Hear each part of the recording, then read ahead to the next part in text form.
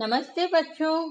बच्चों, आजकल हम बहुत सुनते हैं किसके बारे में? प्रदूषण यानी पॉल्यूशन के बारे में, कि बहुत पॉल्यूशन हो रहा है। हमारे हमारा पर्यावरण यानी एनवायरनमेंट खराब हो रहा है। इस वजह से बहुत सी बीमारियां हो रही है ना?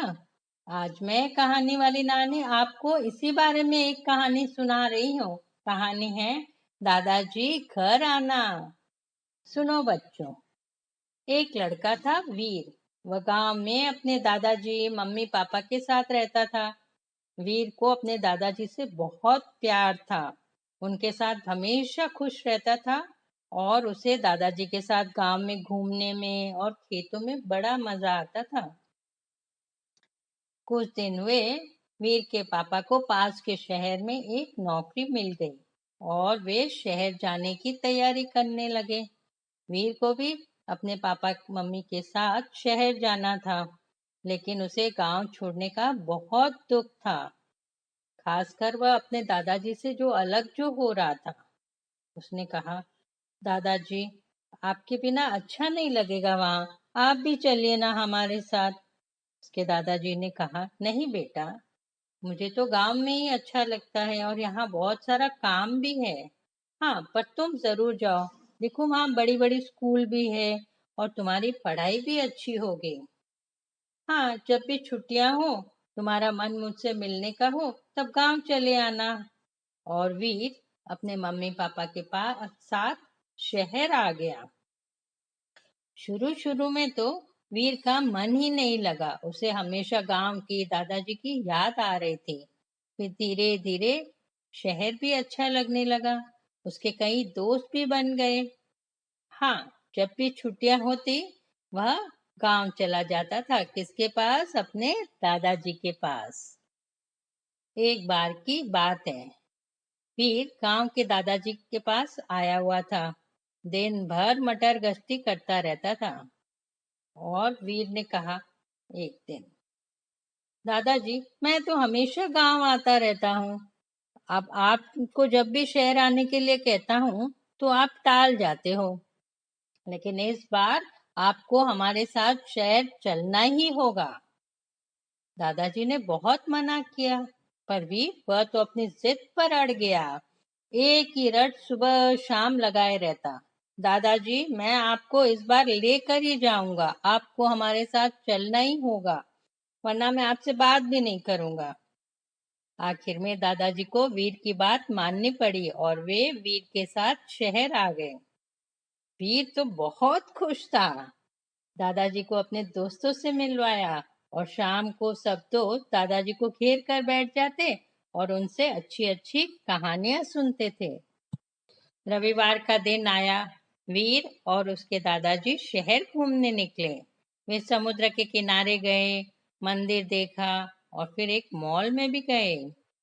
वीर ने कहा, दादाजी, देखिए कितना बड़ा बाजार है, यहाँ सब कुछ मिल जाता है। और रात को खा पीकर दोनों घर आ गए। थके हुए तो थे, जल्दी ही सो गए। आधी रात को अचानक वीर को कुछ सुनाई दिया, जैसे कोई जोर जोर से सांस ले रहा है। उसने जल्दी से बत्ती जलाई। क्या देखा?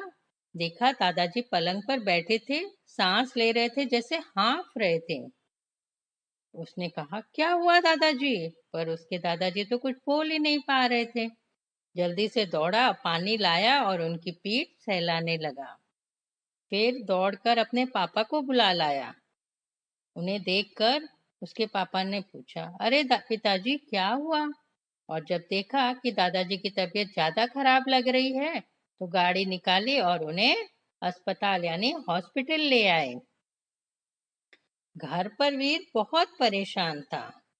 बार बार अपने मम्मी से कहता, क्या हुआ माँ? दादाजी को क्या हुआ? गांव में तो उन्हें कभी बीमार नहीं देखा। मुझे भी दादाजी के पास हॉस्पिटल जाना है।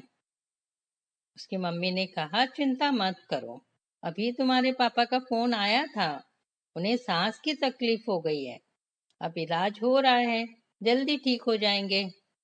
हाँ, कल शाम को हम उनसे मिलने चलेंगे। शाम को वीर अपने मम्मी के साथ अस्पताल पहुंचा। उसने देखा दादाजी के नाक पर कुछ लगा था। उसने पापा से पूछा कि पापा ये क्या है। और उसके पापा ने कहा कि दादाजी को ऑक्सीजन दिया जा रहा है।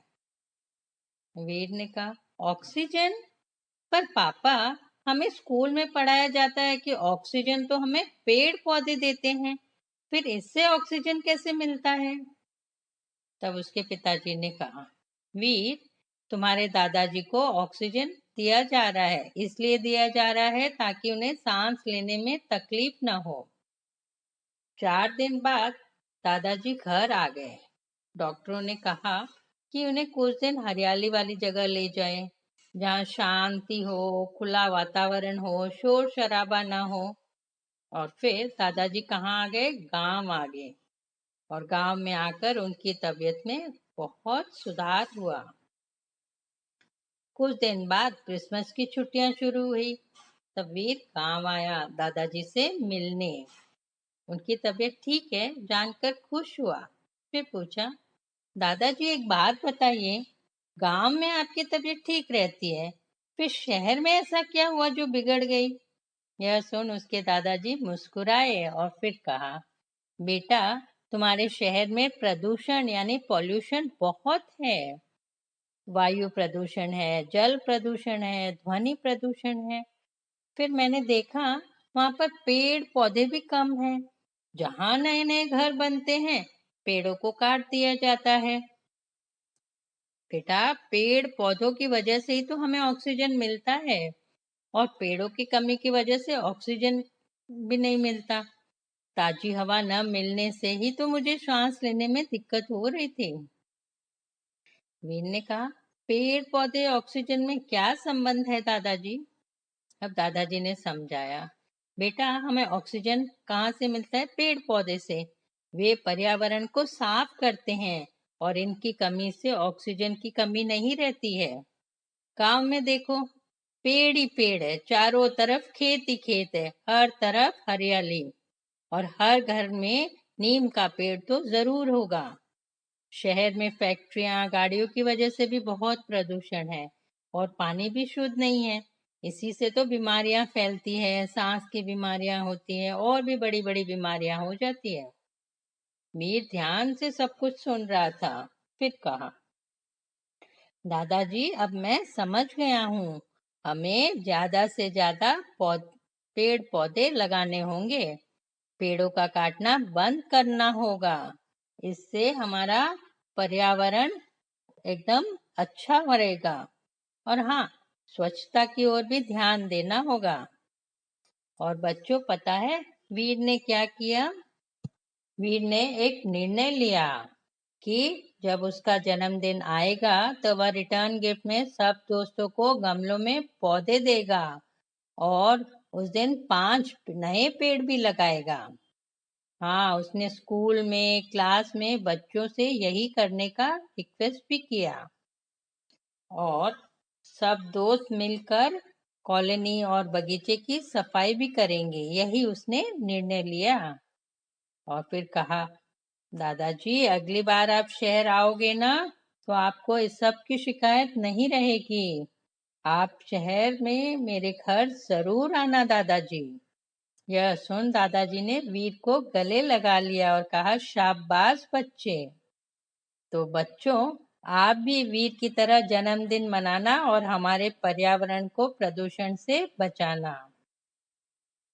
तो बच्चों, कैसी लगी ये कहानी दादाजी घर आना? मुझे कहानी वाली नानी सरला मिन्नी को जरूर बताना। अच्छी लगे तो लाइक बटन दबाना, और अपने कमेंट्स भी भेज सकते हो, और कहानी को अपने दोस्तों के साथ शेयर भी कर सकते हो। हाँ, ऐसी और कई मजेदार कहानियां सुनने के लिए मेरे YouTube चैनल www.youtube.com/कहानी वाली नानी पर सब्सक्राइब करना, और बेल बटन जरूर दबाना, ताकि आप मेरी कोई भी नई कहानी मिस ना करो। अच्छा, अगले हफ्ते फिर मिलूंगी एक नई कहानी के साथ। तब तक गुड बाय, टेक केयर।